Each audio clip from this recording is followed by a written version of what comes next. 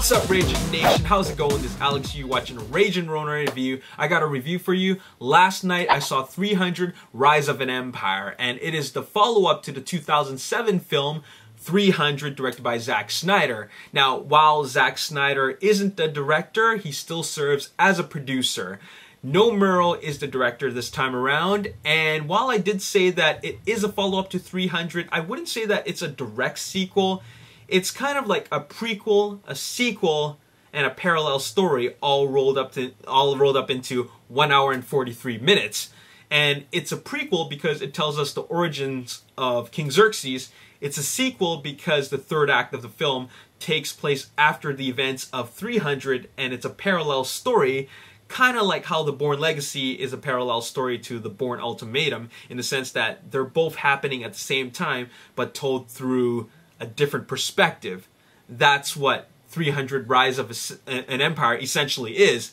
While King Leonidas is fending off Persians at the Hot Gates, Themistocles is actually commanding an army, a naval battle against Artemisia in the ocean, in the waters. It's happening all at the same time. So that's kind of cool how they decided to take that spin on the story.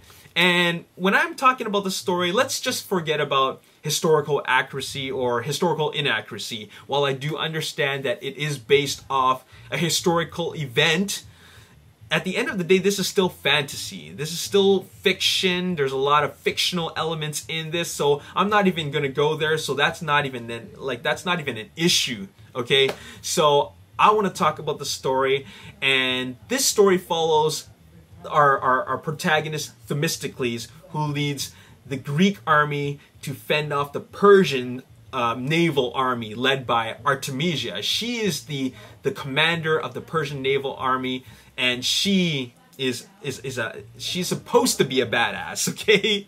She's made out to be a badass. And while I do think that Eva Green put in a great performance, I felt that her character was written a little bit poorly. Now, I say that mainly because they make her out to be a complete badass, and the Greeks really fear her. But we don't get to see her do a whole lot until the final act of the film. And all she's really doing during the movie is she's just sitting back, commanding her army, but they just fail her again and again and again. She's just sitting there always disappointed, until she finally is fed up, and then she decides to take matters into her own hands at the near the end of the movie. So I felt that her character could have been written a little bit stronger. Themistocles, on the other hand, while we're talking about characters, he plays the protagonist, and while he is no King Leonidas, I can't help but think that he's trying to be King Leonidas.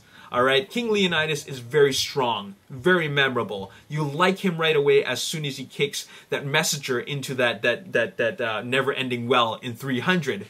And that's when you like the character of King Leonidas, right at the beginning of the movie. For Themistocles, it takes a little bit of time. In fact, it's progressive, but you eventually get to like him because he has a very a strong cause, right?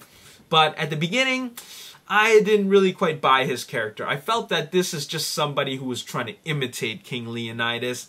But eventually, halfway through, you feel that, okay, this guy has something to fight for. He's starting to get charismatic on me, and I'm starting to like his character. So it takes a little bit of time, just because, he kind of starts off as a nobody, right? So that's how I feel about the characters.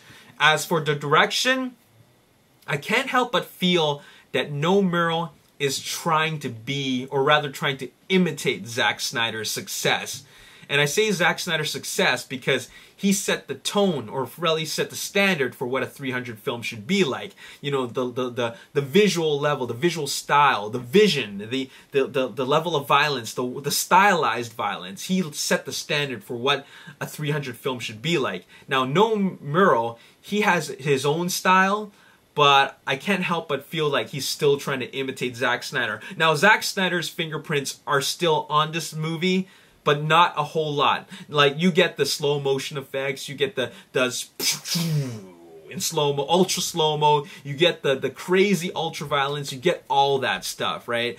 But it feels like No Merle had to watch 300 many times as a director, and he had to really study it before he decided to make this movie, because I think it's important to keep that style, especially for the fans.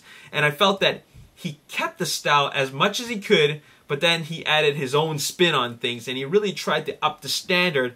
And while you can't really do that with the story and the characters, you can't really try to beat King Leonidas and the original story of 300, I felt that the only thing he could do was really up the action. And he did that. You know, we didn't have to see armies clashing together like again. We've seen that. I don't really want to see that again. Instead, he gives us something a lot more interesting. The battles are a little more intimate.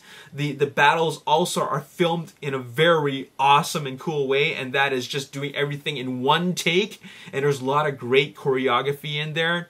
I love those long one-take shots where Themistocles just battles like 10 guys, you know, in several different moves, and then like the camera doesn't cut for a really long time. Like, it's very cool. I love how the camera moves. I love all the different technical things they do with the camera. It's what they call virtual cinematography, and I think that they really just did something that was completely different from the original. So definitely thumbs up in the action department, because the visuals do look great. The CG blood is all there. I mean, at the end of the day, it's cartoon violence, so they can really do whatever they want. So it looks great. The action looks great. It even looks great in 3D, so I definitely recommend watching it in 3D. But the main thing is that they're still just trying to be 300. 300 Rise of an Empire can't beat 300, okay? It's still, 300 is still a very superior film, but I still gotta say that 300 Rise of an Empire is still an entertaining film.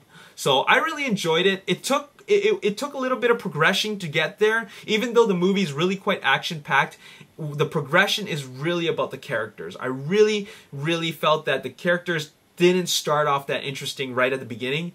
It starts off getting like a slow progression, and then it starts getting more and more interesting, and then afterwards I really feel that, okay, these characters are cool.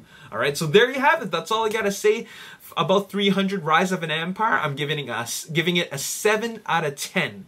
Alright, so a 7 out of 10. It's worth watching in the big screen. Definitely watch it in 3D if you do plan to watch it at all. I think it's worth it to watch it in 3D. And if you're looking for that type of action, you know, very stylized action, cartoon violence, if you're looking for that sort of thing, and you love the what I like to call the swords and sandals genre, you know, where you have lots of big armies coming together, if you love that sort of thing, then this movie is for you. Alright, it still doesn't quite, like I said, it still doesn't quite have the substance that 300 does have, but it's still very entertaining because the visuals are great. Alright, 7 out of 10. That's all I gotta say in this video. As always, if you enjoyed this video, hit the like button, subscribe to the YouTube channel, like me on Facebook, The Ragin Nation. Also follow me on Twitter, @Ragin Nation. My name is Alex Yu. Thanks for watching. I'll see you next time. Peace. And you know what? If you just wait long enough, the movies will just go down in price. They always go down in price. When this first came out, it was $25. And when this first